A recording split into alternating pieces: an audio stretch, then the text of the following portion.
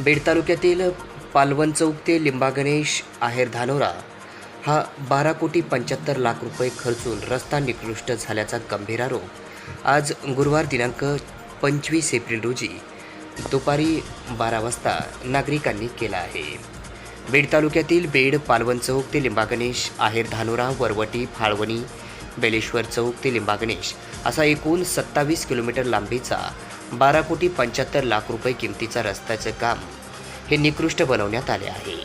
मोठमोठे रस्त्याला भगदाड पडले असून मोठमोठे खड्डे झाले आहेत। थातूरमातूर काम केल्याचा गंभीर आरोप करत या ठिकाणचे परिसरातील नागरिक आज आक्रमक झाले होते। तात्काळ रस्ता दुरुस्त करावा असा इशारा देखील नागरिकांनी दिला आहे।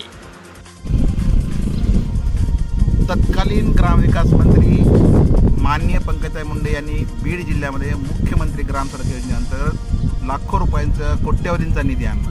मात्र हा निधी ग्रामीण भागामध्ये दळणवळणाची साधनं व्हावीत यासाठी आणला।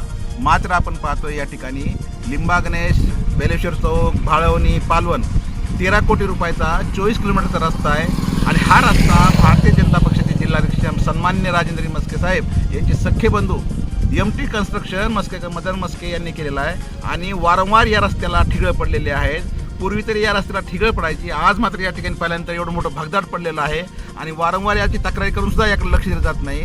त्यामुळे एकंदरीत पंकजा मुंडे यांनी आपण किती निधी आणला यापेक्षा तो निधी सन्मान्य जनतेसाठी वापरला गेला का त्यांच्याच कार्यकर्त्यांनी खाल्ला हा मूळ प्रश्न आहे। त्यामुळे संबंधित प्रकरणामध्ये पंकजा मुंडे यांनी स्वतः आत्मपरीक्षण करण्याची गरज आहे।